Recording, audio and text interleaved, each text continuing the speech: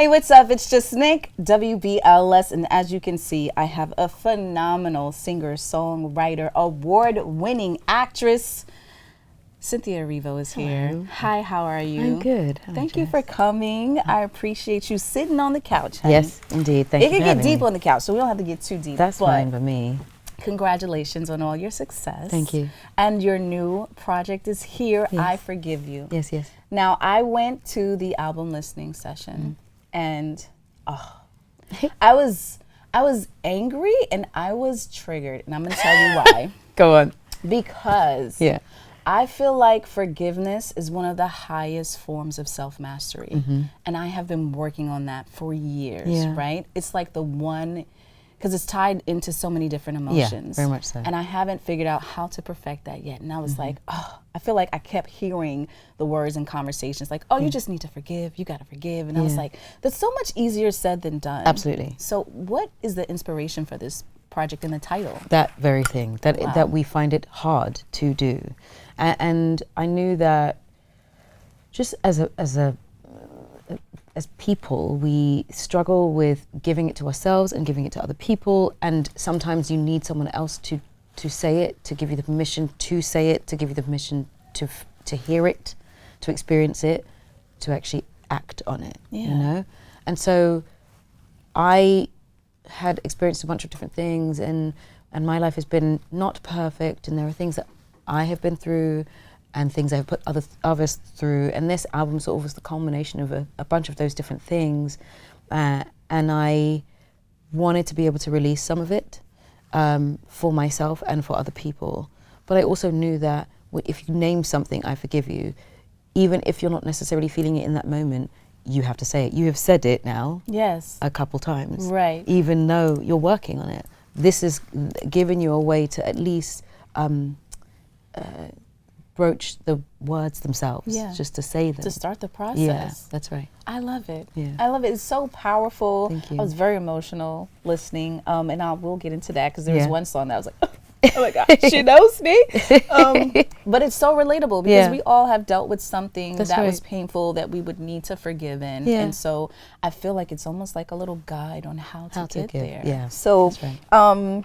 And now it's finally being released soon. Yeah. So how do you feel about that now that it's ready to share with the world? I'm very excited. I'm really excited. And I think over the past few weeks I've been sort of like sharing bits and pieces of it and letting people sort of into my mind on how it's been made and the process of it. And I feel really proud of it. And so to be able to release something that feels very much like me is a very special moment. I don't know how it will do, but I hope people connect with it, you know? I think it's going to do amazing. Thank you. I think you may be surprised by how well it does. Okay. It does definitely like hit the soul. Thank you. So what, The Worst of Me, right? One of my favorite songs on there. And it speaks for itself. What was the inspiration behind that? I'd gone through a breakup, but I realized that before we had even got there, I was just not my best self. I felt really angry all the time. I felt really resentful, and I realized when I was writing this song that the thing that happens when we're in a relationship and we're not ready to leave it, or we won't allow ourselves the permission to go, that actually sometimes all that's happening is we're getting the worst of someone, or we're bringing out the worst of someone, and that's what this song is about. That actually you're not getting the best of me at all. You're taking and dealing with the worst of me, because we won't let go of this. It's time to go. Yeah. It's time to go. Yeah. That's so hard to do for some people who's just in it and, you know, time. Yeah. They don't want to start over. Well, it's sometimes like we get comfortable in the uncomfortability. Yes. Sometimes we get used to how bad things are because we're scared of how good things could be elsewhere. And so we just stay. Yeah. Even though it's not good for any one of us. And we've done what we can to maybe work through it, and it isn't right, and we know it's not, but we just stick around. Yeah. Because we're afraid of what happens when we leave, and we're also afraid to let go of something that, even though it's not right or good for us, and not even that pleasant, not joyful, it's comfortable. Yes. And we like to be comfortable. Yeah. And so this is sort of, I guess, the permission to admit when things aren't right, and it's not a thing to stay in just because it's comfortable. Like, we're good to go now. Yeah, and some of us are conditioned to thinking that that is how we should be in relationships. Yeah, and it's just not. It's not. Yeah. And that's not to say that it'll always be easy in relationships, but it is to say that when you know it's time, it's time. We can't stay because of what other people say. We can't stay because of what other people will think, because in the end, you have to live with it. Yeah, most certainly.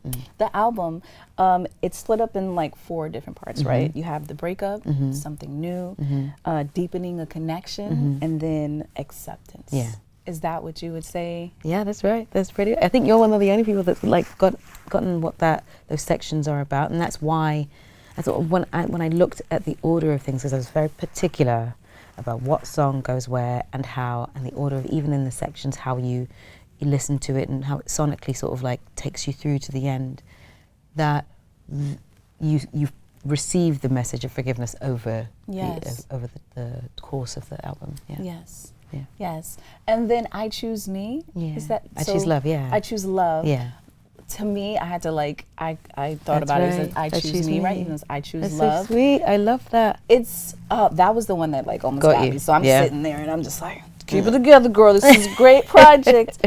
But I think from the way you position the song, right? I never heard it told like that.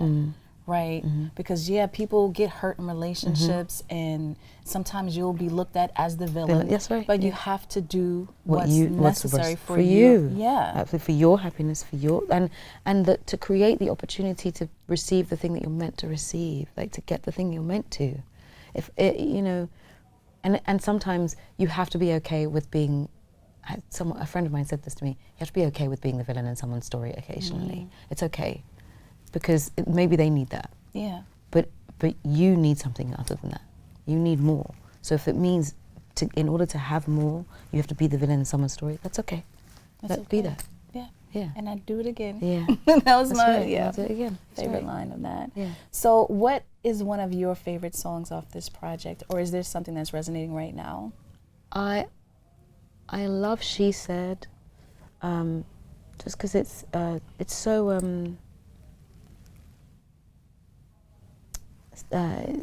loving, and it's sort of like the want in it, and the fact that I can use the pronoun she in it. It just meant a lot. It means a lot to be able to write that way, and for it to be a love song, that it feels sweet, That's one of the songs I love. I Choose Love, and it keeps grows on me, and I wrote it, and it's just I fell in love with it, and I was like, okay, maybe this song is my favorite, and then I fell in love with it again, and I listened to it again last night, and I'm really proud of that song. More Than Twice is one of those stories, not necessarily that it resonates with me now, but I love how vulnerable it is about how many times you can hear the words I'm sorry. Yeah. And how much you will allow past that point. And I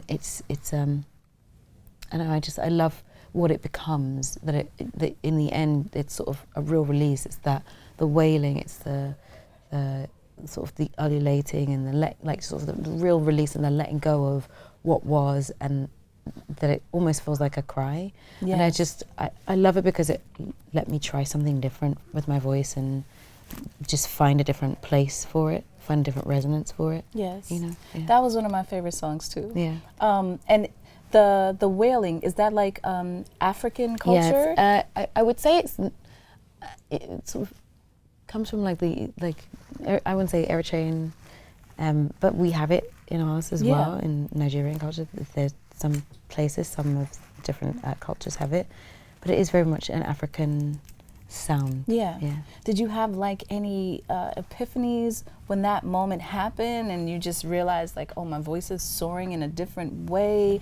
Was there a release? A complete release. You hear it ends on a breath. Yes. But that's the breath that happened after I did all of that. Wow. And I don't know why I decided that that's what I wanted to do. I had finished writing the song, and I was about to leave the studio, and I was like, I think you needed something else. Yeah.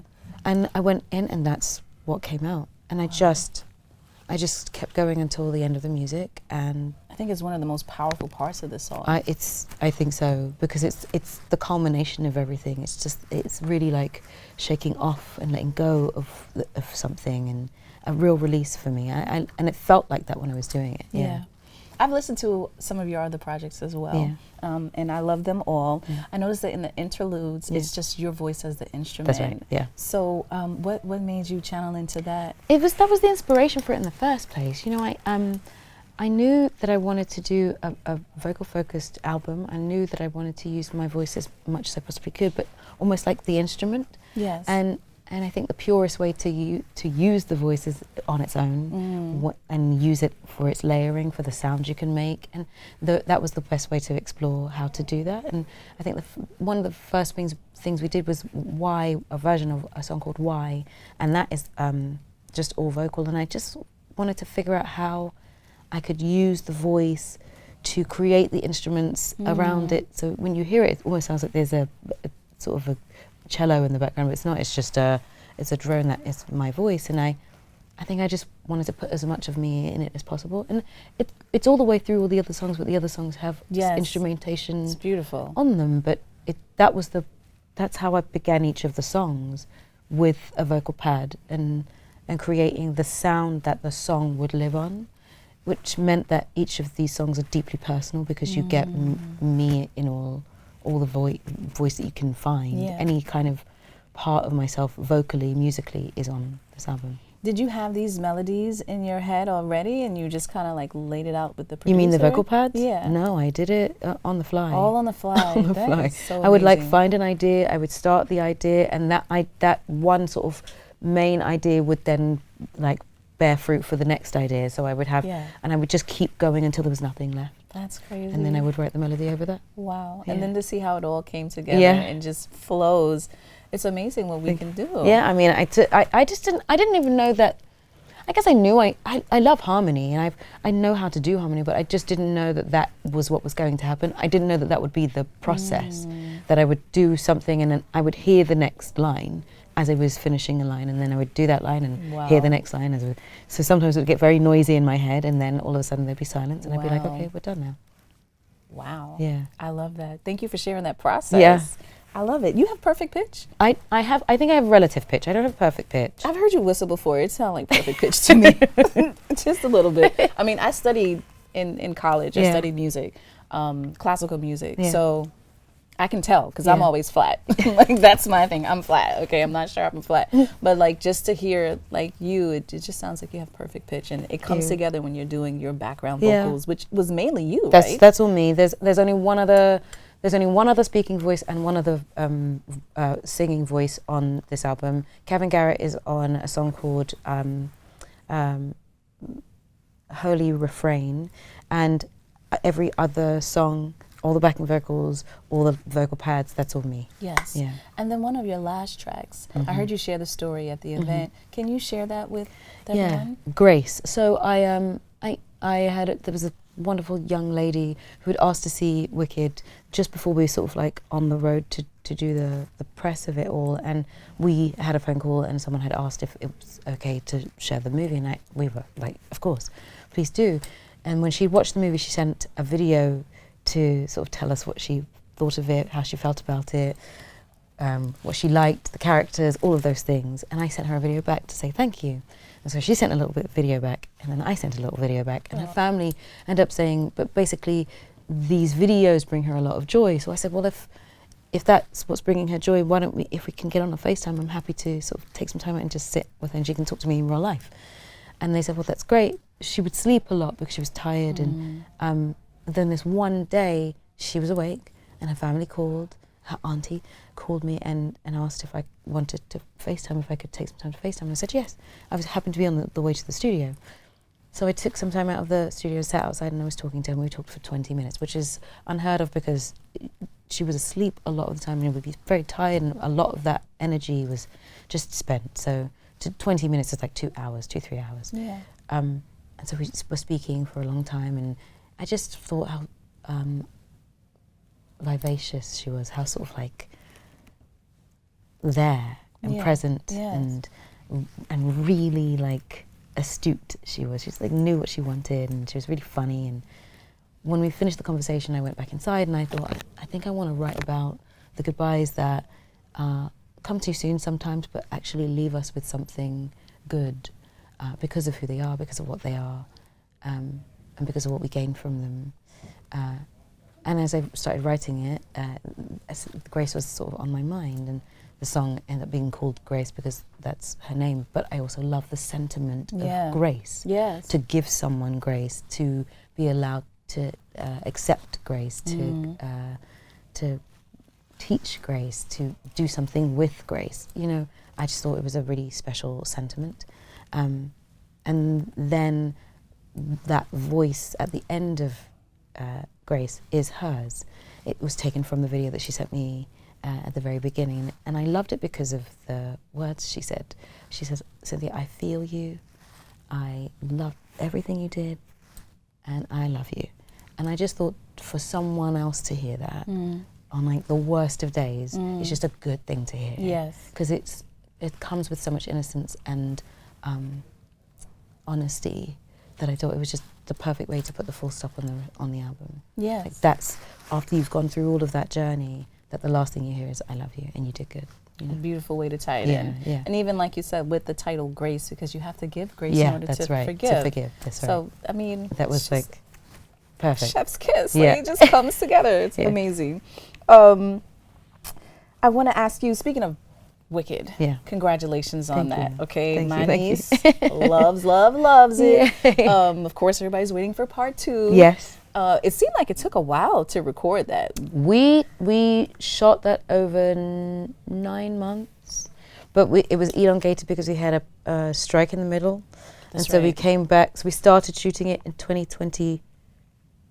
Actually, rehearsals were 2022. We started shooting it in December 2022 and finished most of it in 2023. Then we had to stop in 2023, and then we came back top of 2024 and finished in February in 2024. So it technically took about 2 years to do. Congratulations on the success of that. Thank you. Is there a part of Alphaba that you relate to? I think so. I think she's just an outsider through and through. You know, she's just different. It is what. There's no one really that is kind of like her. Yeah. She walks into a space and she's just different by nature. And I think I understand what that is, and the loneliness that can come from that. You know, her very strange relationship with her father. That's something I understand implicitly, and I didn't realize until we started shooting those moments. I was like, oh, this is a lot closer than I thought it was. But I think it's just that innate want to be loved, but to be loved as yourself, as who you are, and people misunderstanding things about you just because of what you might look like and who you might be. And I think I understood what that was, what that meant when it came to this character. For sure. Yeah. If Cynthia could give her some words of advice, what would you say? To Alphaba? To Alphaba. I would probably tell her, don't be so hard on yourself. And actually to keep fighting to be herself, because she grows into herself eventually. Yes. Yeah. Yes, which we can't wait to see. We can't wait to see, and we see it some in that part. So did you take any inspiration from just doing Wicked and being on Broadway to interpret into your music? I don't think so. I think it's quite separate. I think inevitably parts of the things you do in your life end up influencing what you do in the present. And I think doing Wicked at the same time, sort of as I was formulating the album, just gave me a space to be really creative. But musically and vocally, not necessarily. I think I'm very different when I'm me than I am when I'm playing other characters. You know, for sure. Yeah, it is. I can see the difference in personalities that come. It's almost like you have a different personality to go with it. Well, yeah, I think with Alphaba, that's Alphaba. Yeah. I get to play her, and I parts of me live in her, but that's Alphaba. Just like any other character, you can't really play a character without infusing it with a little bit of who you are as a person. But with this album, this is just me. There's no other person on it, and there's no other person I'm playing or being. I'm just being myself on this one. For sure. Raw, vulnerable is what I get. Even with the album cover and the wings and everything like that, it just all comes together. What was the inspiration behind the wings? So when I went and did some research into the symbols for forgiveness, and the symbol for forgiveness is the white dove with the olive branch. And so I was like, what would it look like if I was to find a way to humanize that and make that. What if I try and make myself into that symbol? And that's the image I came up with. And I wanted it to be as vulnerable as possible. And so I knew that to strip myself of everything, just the wings, was sort of like a calling to that. And some of the imagery you'll see, the olive branch come up. There's some things on the back of the album on the sleeve and things that will bring that olive branch in as well. Yeah. For sure. You seem very hands-on. Like, are you very hands-on in your project? Yes, I am. She's like, yep, that's right. And full everyone control. Is very, very patient with me because I have my vision in my head. I know what I want. I know how I want things to look. For sure. I know where I want things to be, and I know how I want things to sound. And things often take a little longer because I'm very particular about certain bits of the music and how loud I want things to be, how much I want things to be, which ad-lib I want, if I want to do an ad-lib track, if it's necessary or not, all of those things. Yeah. Just give it Michael. A little bit. Michael was like that. Yeah. Like, no. Yeah. No, that's wrong. Take that out. I love that. So what do you hope that listeners can take away from this project? I mean, the thing is, I can't really tell you what listeners will take away from it. I know that I put myself into it. I know that I can hope that people take away that they are permitted to go about their lives figuring out how to forgive themselves and others. But what they take away from it is up to them. I know that I put everything into it, and hopefully what I've put into to this album feeds the listener. Yes. But it's up to them. That's the beauty of art, right? Once it's out of my hands, it's out of my hands. For sure. Yeah. Yes. And I think what you were trying to give out as far as your personal experience is just, it's very vulnerable, and I appreciate you for sharing that. Thank you. So can we expect you on the screen anytime soon with other projects? Yeah. Yeah? Yeah. Of course. Well, we have another movie coming. Yes, right. With Wicked. I just did like an episode of a thing called Poker Face, which was hilarious. I played like 5 to 6 characters. And I'm about to start shooting a movie called Kuroshi, which will be coming. I'm going to be doing a film called Prima Facie, which is going to be coming at some point. So there's lots of different things coming. Yeah. These are all like different types of characters. Very much so. Like, wow, kudos to you. Because, I mean, how do you even tap into those? Do you research? Or I do a little research for each of them, and I kind of figure out who those people are. The script gives me a lot of clues, and then I sort of dig my own sort of do my own excavation of who these characters might be and what they need, how they tick, all of that stuff, right down to the shoes they wear. I want to know who they are inside and out before I present them. I love that. Yeah. I love that. Okay, so I'm a little bit of a zodiac freak. Yes.